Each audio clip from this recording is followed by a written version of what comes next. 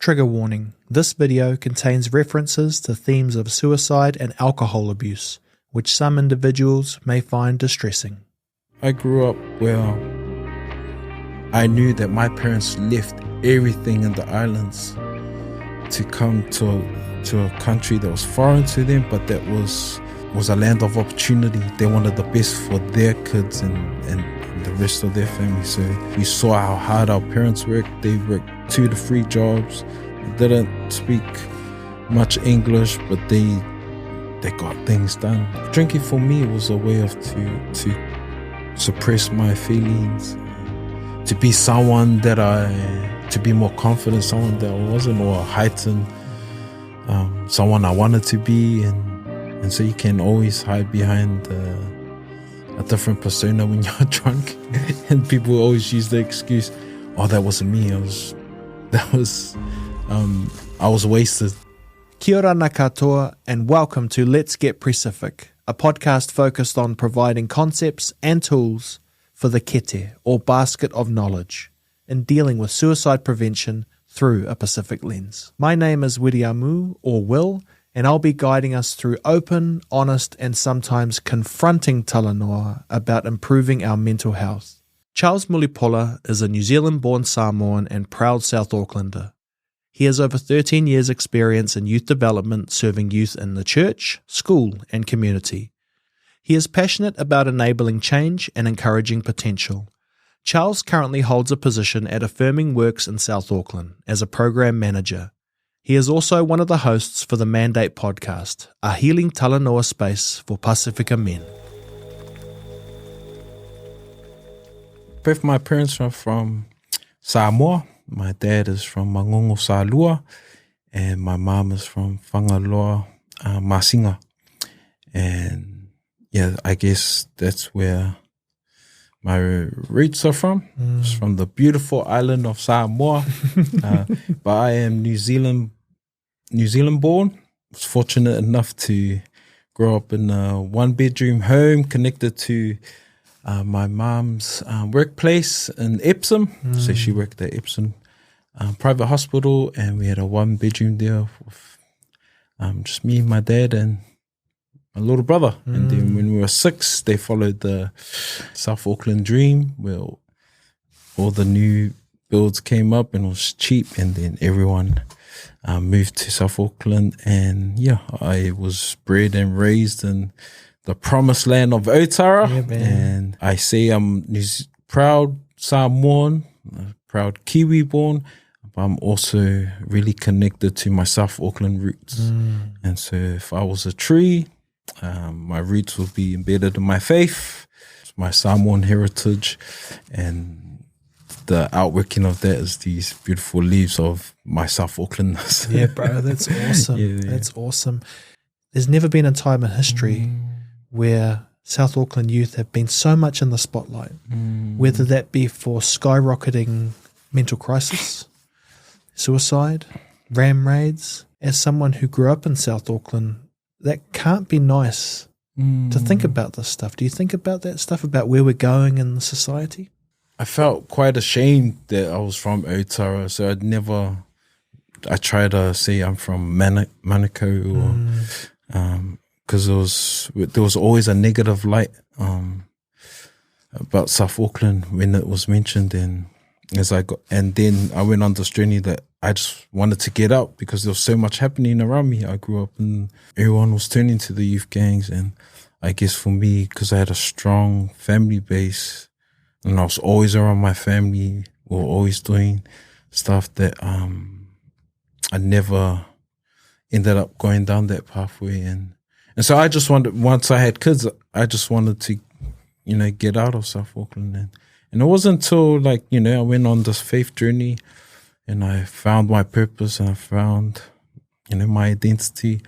I wanted to come back home and give back to my community, but I saw South Auckland differently. So when South Auckland's mentioned now, man, I'm just so proud to be from there, because I know that there's more to these negative stereotypes of what South Auckland is. We're filled with, got beautiful culture, There's so much to celebrate. We have so many gifted people that come out of South Auckland. And so there's that tagline, like South Auckland to the world. And when we hear fighters out there that when they get introduced and go, and coming all the way from South Auckland, you stand up and go, yeah, that's where we're from. And then you got judges and lawyers and all these people just making it in the world. So, and I guess for me, in terms of the work that I do, is like trying to let these young people know that, man, South Auckland's a superpower, that there's so much potential that you have that you can offer the world just because you're from here. I'm trying to get my head around things like COVID, and everyone says, oh, we got affected by COVID. But, I've heard lots of the stories. Kids were at home, some didn't have reliable internet and now not going back to school. Yeah. And so, your role in youth work must be even more important now. I'll come away from youth work, but I'm still involved in youth in terms of our local church. And yeah, it was tough for them. Like, they went from being real communal and out with their friends to being isolated with their families. And some of our older youth had to really go out and work and earn for their families. And so a lot of them just getting used to everything going back to normal, and it's just providing a space for these young people to reconnect to the community and having a space where they can be them. And it's hard enough already that our young people are so connected to their phones. Yeah. So it's trying to, create pro-social activities where they can reconnect with people one-on-one. Yeah. Our young people are so resilient, man. They got through COVID. I don't think people realize some of the struggles that they went through. And for me, like, as a youth worker, it's easy for me to understand, some of the struggles these youth go through. But as a parent, it's very different. Like, I probably added more stress to my daughter than what the school was giving her. And that's because, like, we're in each other's face and I have high expectations, and she's my own kid. And so, she probably watched some of the stuff I do. Okay, you're a liar. But, it's that balance of gotta evolve as well as a parent. So. I like that word. What did you say? What activity? Pro-social. So for you, when you were a kid, what was that? Going outside and playing? Going outside and playing league or cricket, street cricket on the street, playing manhunt on the streets with the boys. Before there was no botany, so where I stayed, all that was farm area. So we used to go and walk in the creek and awesome. Yeah, it was getting out about, and the playground was the whole of Otara. And kind of what people talk about wellness now is connecting with the land. Yeah. I think listening to my daughter and some of our youth, I think the biggest struggle for them, and they'll probably have their own, I don't want to voice their opinions, but for some of what I'm hearing is that there's a disconnect between them and their parents in terms of communicating with each other. We want the best for our kids, and we have these high expectations, and we lived a life before social media.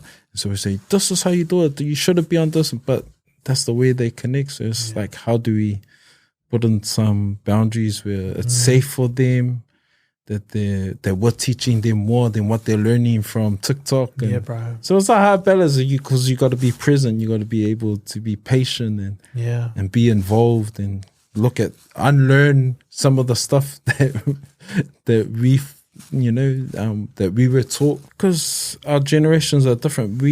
I grew up where I knew that my parents left everything in the islands to come to a country that was foreign to them, but that was a land of opportunity. They wanted the best for their kids and the rest of their family. So we understood that. So there was we knew that we were, that we had so much opportunities. We saw how hard our parents worked. They worked 2 to 3 jobs. They didn't speak much English, but they got things done. And so we take that and we're and we want to provide for our kids, we want to give them the best, but then we're always, or for me personally, I'm like, man, do you know that when I was growing up, this is what we went through? But they're like, that's you, Dad. Like, what they're learning now is to think more freely, and they don't understand like some of the grind that we're through. That's your trauma, Dad. That's not what we're going through. Sometimes you just gotta sit down with them. But as islanders, there's that hierarchy. There's like, hey, what I say, you do. Yeah. My mom used to always say, don't do what I do, but do what I say. Yeah. What it also sounds like, and I can relate to that with my mum, is they work their butts off. Yeah. So, you can sit here today. So how dare we complain? But when you have that mindset, if you don't complain a little, it bottles up. When it bottles up, stress goes up. When stress goes up, the mind starts talking anxiety. I guess the question is, you as a dad, how do you keep the bits that work traditionally but break the mold when necessary? I'm still on that journey, but what's working is like being able to know that I'm wrong sometimes, and being able to like be intentional to really listen to my daughter and understand what she's going through, and allowing her to express herself. It's tough. That's more tough than me working with someone that's in youth gangs and they're going through their problems. It's easy for me to sit and understand them and give them grace. But for my daughter, it's like, because she's my seed, it's like, you should know. But yeah, I have to be intentional, and it's getting better. My wife, she's the wiser one. So I was always listening to her and being patient. And so yeah, it's a journey. It's really easy to tell the kids just that they're wrong. And I'm your dad, and that's my job. It's actually really hard to listen. Sometimes, as young people, you don't want to listen to your parents, and that we'll say one thing, even if it comes out nice.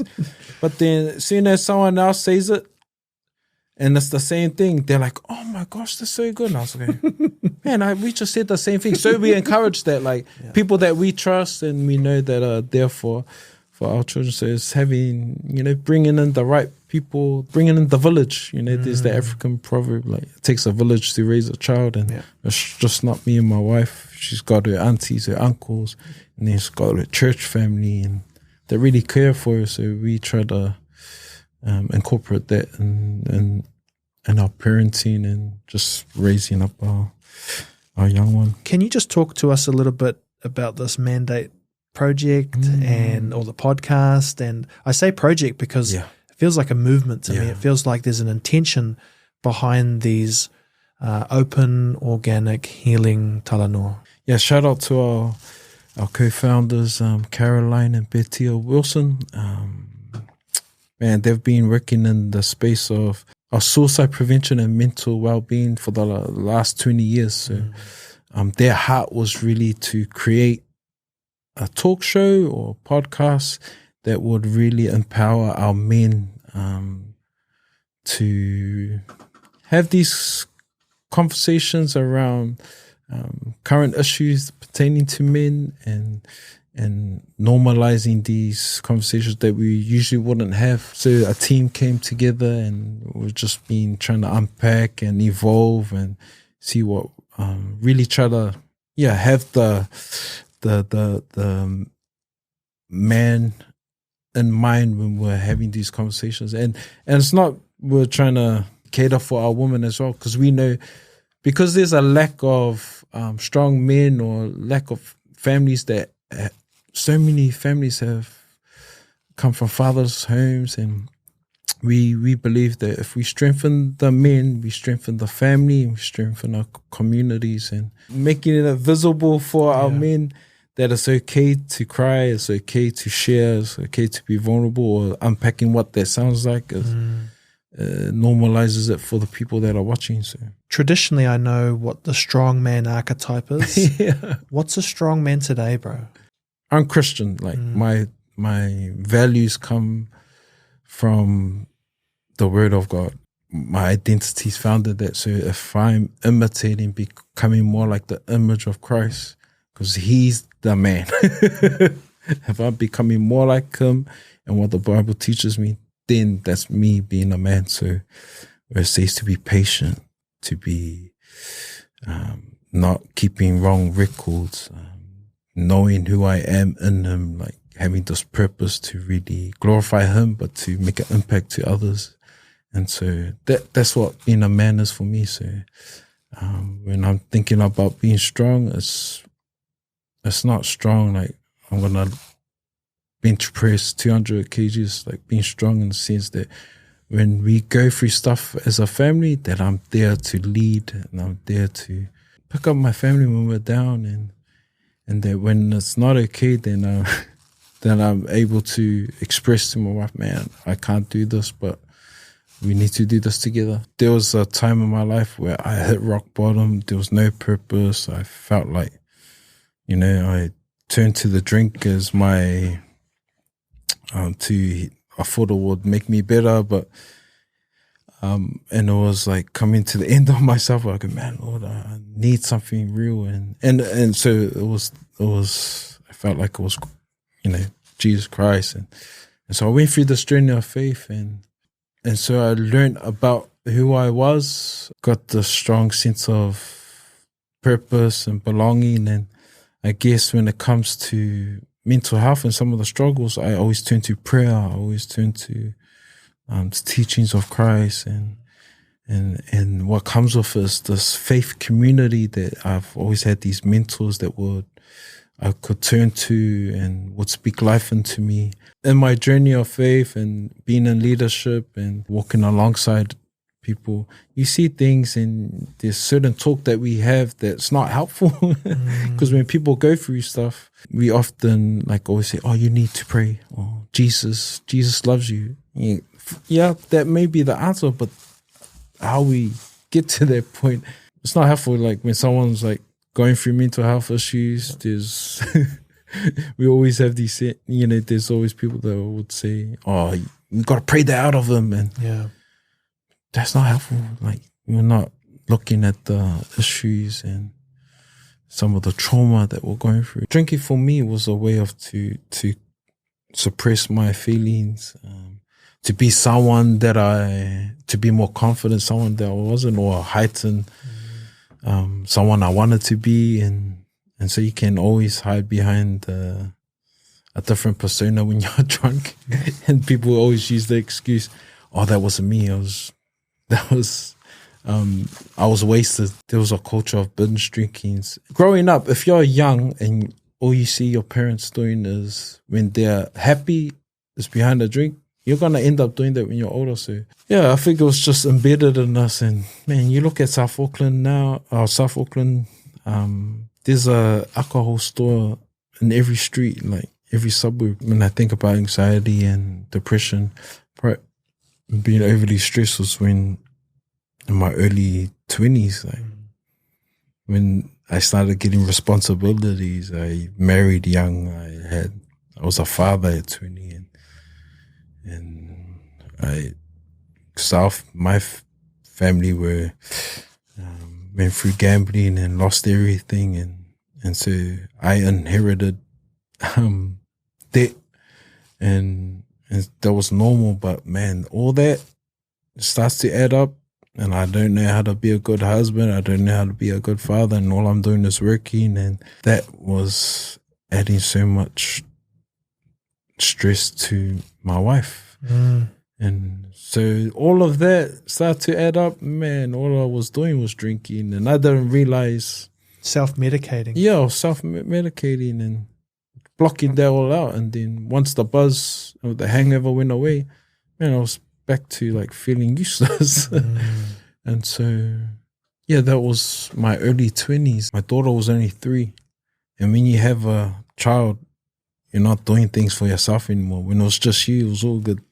But now you're having to serve someone else. And so the hope was to be better for my daughter and for my wife. And in order for me to do that, I had to look for what would help change. And so me going to Australia, I thought that was the answer. And when I got there, I was like, oh man, I was still doing the same things that I was doing here over there. And it wasn't until I met certain people that there was a glow about them. I saw This one guy, he was massive, and I looked at him, I was like, oh shucks, this guy, man, he's bulky and whatever, and but he was always smiling, he was always happy, and when he talked to me with this humility and this caring. He was so caring. I was going, man, I want what he wants. And so we had this conversation, and then I find out, this guy, he's a believer, and then reconnected to this experience I had when I was a young person, to let go of this lifestyle that I thought made me happy.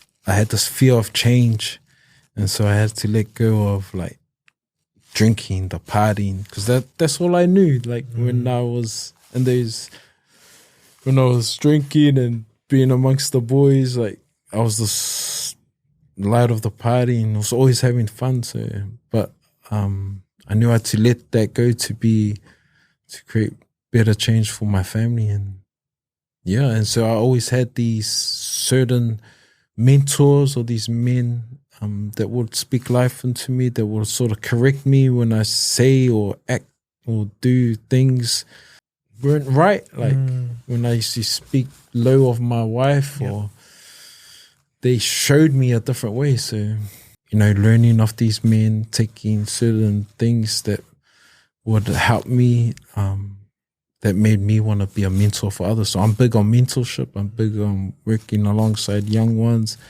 being a signpost for them that there's a better pathway. I always look at mentorship like a PT, like you show them, you give them the tools, you show them the technique. You're not doing the weight for them. You're going to be pushing this weight, but I'm going to show you how to do it. But it's up to you. You're going to have to put in the work. So I was there for 3 years, and you came back. And then came back. What was it like for your wife? Wanting to come back? Or that transformation for you? I think we went through the same journey because it was her.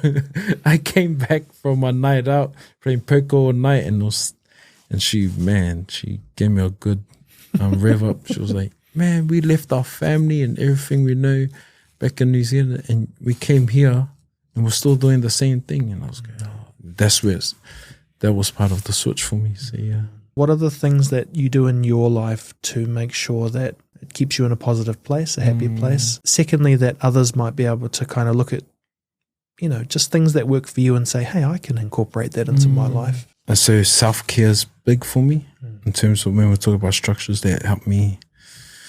And self-care. So trying to understand what fills my cup, and it's training, it's hanging around with people that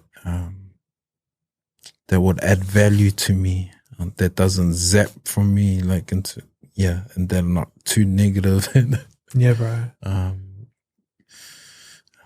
Understanding that, man, I love being with my wife, hanging out. I love hanging out with my children. I know my faith or my church community is a big part of who I am, and knowing when to go to it and when's too much, and knowing when I just need to be by myself. But I think it's a journey of trying to understand who you are. When you see someone else achieving, or you see someone else having all these stuff, you want to be like that, and just knowing, man, that's for them. Like your journey is your journey, and when we start to compare, like you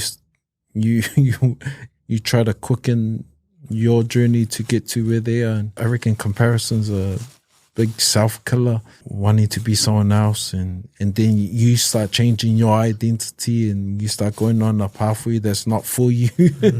So just understanding like what God has for that person is for them, and what God's given you. You wouldn't know the process they went through to get to where they are. So you got to take your journey step by step and pace yourself that it's your race.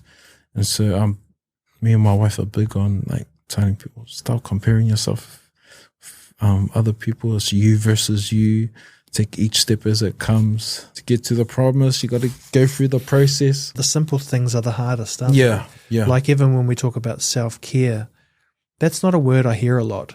Yeah, true. Especially with my friends, with my community. It's not always thinking that you have to be there for someone, because self-care requires you to be selfish so you can be selfless. We've got to encourage each other to be more present for others, or be there for others. You got to be there for yourself, and you got to like this cup is empty now. And if water was the energy I give to others, this is how much energy I have left.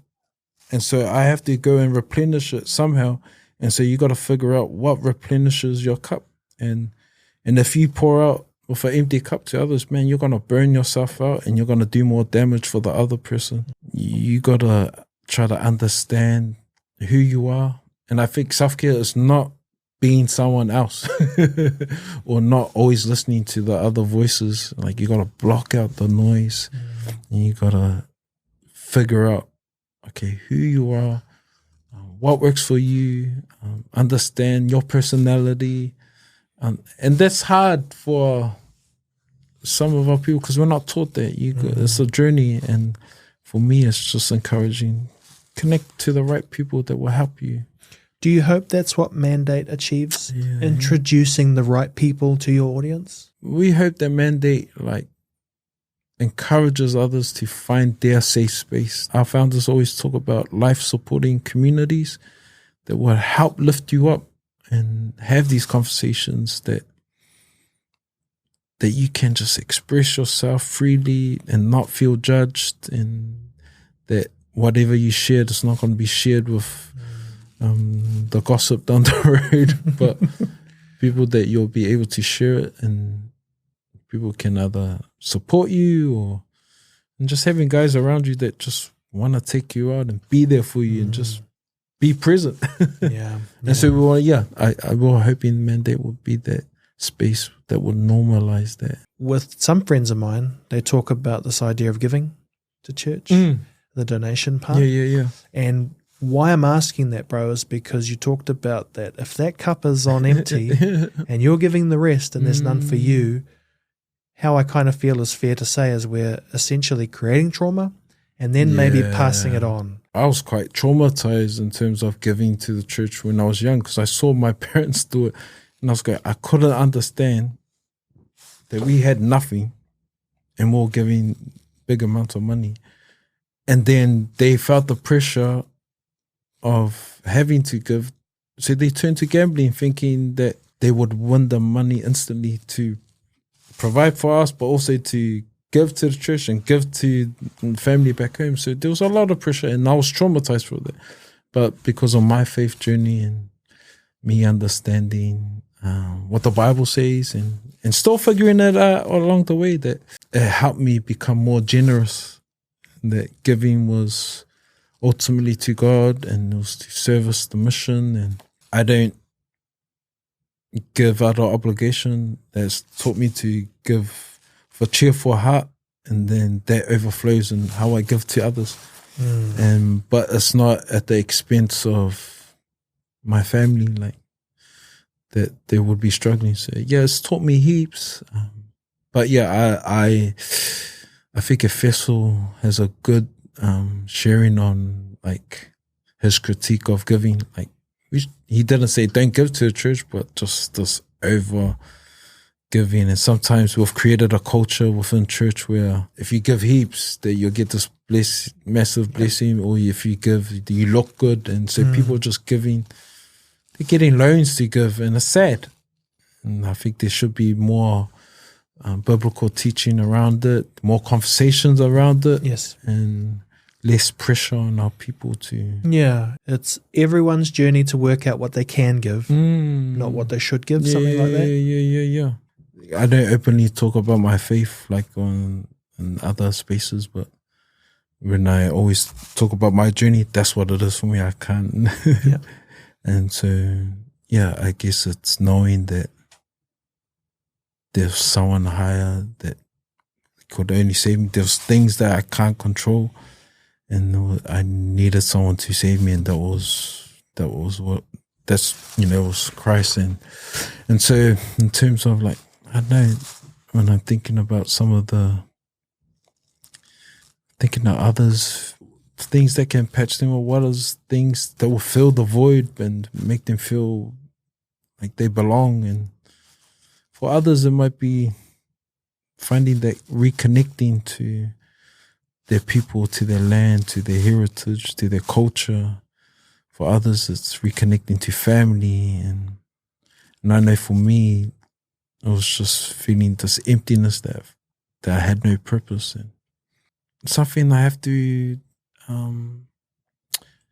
discover, I guess, like in terms of my parents' journey, because I only knew them as my parents in that journey of when I was alive. But my dad and the brother that was around his age, some of the stuff they went through. My dad was banned from his village.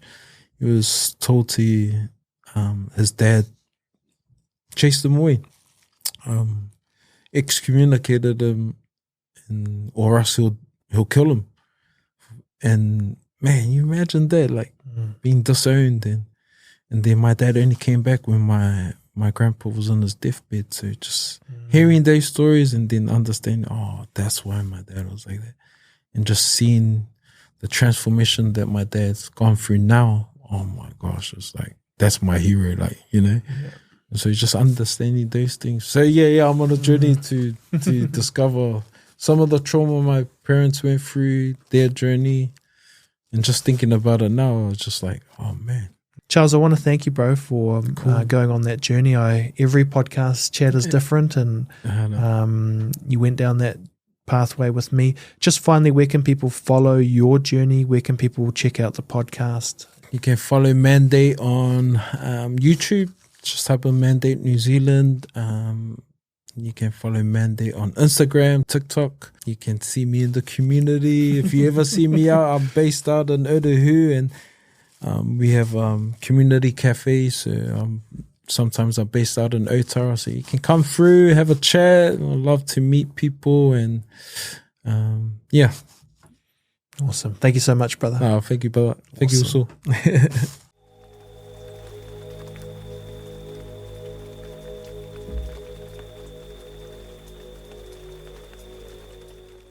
If you think you or someone you know may be at immediate risk, call 111 or connect to the following services to get help. Text the Need to Talk helpline on 1737. Call the Depression helpline on 0800 111 757 or text 4202. If you would like more information on suicide prevention training and education, visit LEVAR on www.leva.co.nz. More support numbers are available in the show's description.